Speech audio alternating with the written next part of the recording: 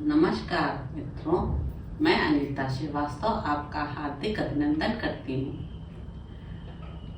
श्रीमद् वाल्मीकि रामायण में आज का प्रसंग है विश्वामित्र के मुख से श्री राम को साथ ले जाने की मांग सुनकर राजा दशरथ का दुखित एवं मूर्छित होना। नृपश्रेष्ठ महाराज दशरथ का यह अद्भुत विस्तार से युक्त वचन सुनकर महातेजस्वी विश्वामित्र पुलकित हो उठे और इस प्रकार बोले, राज सिंह, ये बातें आपके ही योग्य हैं। इस पृथ्वी पर दूसरे के मुख से ऐसे उदार वचन निकलने की संभावना नहीं है। क्यों ना हो, आप महान कुल में उत्पन्न हैं और वशिष्ठ जैसे ब्रह्मर्षि आपके उपदेशक हैं। अच्छा, अब जो बात मेरे हृदय में है उसे सुनिए। नृपश्रेष्ठ, सुनकर उस कार्य को अवश्य पूर्ण करने का निश्चय कीजिए। आपने मेरा कार्य सिद्ध करने की प्रतिज्ञा की है, इस प्रतिज्ञा को सत्य कर दिखाइए। पुरुष प्रवर मैं सिद्धि के लिए एक नियम का अनुष्ठान करता हूँ, उसमें इच्छानुसार रूप धारण करने वाले 2 राक्षस विघ्न डाल रहे हैं। मेरे इस नियम का अधिकांश कार्य पूर्ण हो चुका है। अब उसकी समाप्ति के समय वे 2 राक्षस आ धमके हैं।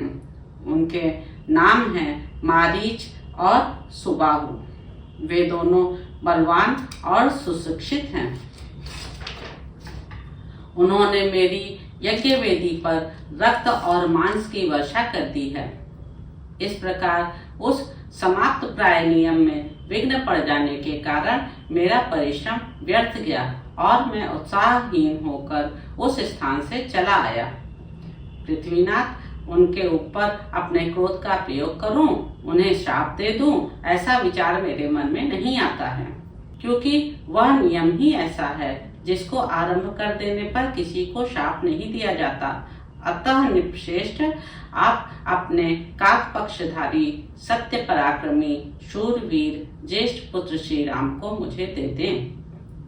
ये मुझसे सुरक्षित रहकर अपने दिव्य तेज से उन विघ्नकारी राक्षसों का नाश करने में समर्थ हैं। मैं इन्हें अनेक प्रकार का श्रेय प्रदान करूंगा, इसमें संशय नहीं है। उस श्रेय को पाकर ये तीनों लोकों में विख्यात होंगे। श्री राम के सामने आकर वे दोनों राक्षस किसी तरह ठहर नहीं सकते। इन रघुनंदन के सिवा दूसरा कोई पुरुष उन राक्षसों को मारने का साहस नहीं कर सकता। नृपश्रेष्ठ, अपने बल का घमंड रखने वाले वे दोनों पापी निशाचर कालपाश के अधीन हो गए हैं, अतः महात्मा श्री राम के सामने टिक नहीं सकते। भूपाल, आप पुत्र विषयक स्नेह को सामने न लाइए।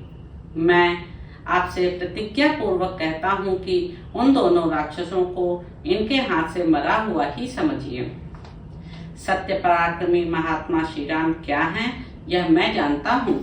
महातेजस्वी वशिष्ठ जी तथा ये अन्य तपस्वी भी जानते हैं। राजेंद्र, यदि आप इस भूमंडल में धर्म लाभ और उत्तम यश को स्थिर रखना चाहते हो तो श्री राम को मुझे दे दीजिए। ककुस्थ नंदन, यदि वशिष्ठ आदि आपके सभी मंत्री आपको अनुमति दें तो आप श्री राम को मेरे साथ विदा कर दीजिए। मुझे राम को ले जाना अभीष्ट है। ये भी बड़े होने के कारण अब आसक्ति रहित हो गए हैं, अतः आप यज्ञ के अवशिष्ट 10 दिनों के लिए अपने पुत्र कमल नयन श्री राम को मुझे दे दीजिए। रघुनंदन, आप ऐसा कीजिए जिससे मेरे यज्ञ का समय व्यतीत न हो, आपका कल्याण हो। आप अपने मन को शोक और चिंता में न डालिए। यह धर्म और अर्थ से युक्त वचन कहकर धर्मात्मा महातेजस्वी परम बुद्धिमान विश्वामित्र जी चुप हो गए। विश्वामित्र का यह शुभ वचन सुनकर महाराज दशरथ को पुत्र वियोग की आशंका से महान दुख हुआ। वे उससे पीड़ित हो सहसा कांप उठे और बेहोश हो गए। थोड़ी देर बाद जब उन्हें होश हुआ तब वे भयभीत हो विषाद करने लगे। विश्वामित्र मुनि का वचन राजा के हृदय और मन को विदीर्ण करने वाला था। उसे सुनकर उनके मन में बड़ी व्यथा हुई। वे महामनस्वी महाराज अपने आसन से विचलित हो मूर्छित हो गए। तो इस प्रकार दोस्तों श्रीमद् वाल्मीकि रामायण के बालकांड में निहित 19वां सर्ग यहाँ समाप्त होता है। नमस्कार मित्रों।